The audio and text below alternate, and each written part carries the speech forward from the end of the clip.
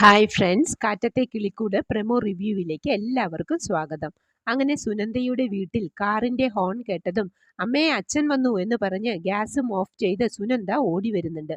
സുനന്ദയുടെ പുറകെ അമ്മായിയും എത്തി. സുനന്ദയുടെ അച്ഛൻ എന്തൊക്കെയോ വലിയ പൊതികളൊക്കെ കൊണ്ടുവന്നിട്ടുണ്ട്. പിന്നീട് എല്ലാവരും ഇരുന്ന് ചായ കുടിച്ചുകൊണ്ടിരിക്കുമ്പോൾ അച്ഛൻ സംസാരിച്ചു തുടങ്ങി. ഉടൻ തന്നെ വന്ന് തീരുമാനിച്ചുറപ്പിക്കാമെന്ന് വെച്ചു എന്ന് പറഞ്ഞ് തീരും മുമ്പേ സുനന്ദ ചോദിക്കുന്നുണ്ട്, എന്തു വിഷയം എന്ന്. നിന്റെ കല്യാണം.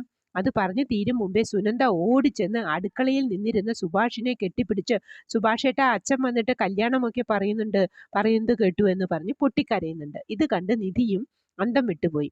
ഇതറിഞ്ഞ് സുനന്ദയുടെ അച്ഛൻ, എന്റെ മകളെ കയറി പിടിക്കുന്നോടാ നായേ എന്ന് ചോദിച്ചതും തുരുതുരെ അടിച്ചു. സുനന്ദ വന്ന് തടയാൻ ശ്രമിക്കുന്നുണ്ട്. അന്നേരം നിധി ഒച്ചയെടുത്ത് പറയുന്നത്, നിങ്ങളുടെ മകളാണ് ഇവിടെ വന്നത് എന്ന് പറഞ്ഞില്ലേ എന്ന്. അത് കഴിഞ്ഞ് സുനന്ദയെ റൂമിലിട്ട് പൂട്ടി.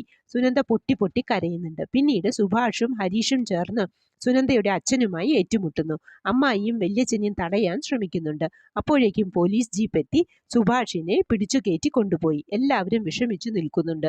പിന്നീട് സുഭാഷും 3 പേരും നിധിയുടെ കൂടെ പോലീസ് സ്റ്റേഷനിൽ ഇരിക്കുന്നതാണ് കാണിക്കുന്നത്. നിധിക്ക് തന്റെ അതേ സിറ്റുവേഷൻ ഇവിടെ സുനന്ദയും സുഭാഷേട്ടന്റെയും ഇടയിൽ സംഭവിക്കുന്നതായി തോന്നുന്നുണ്ട്.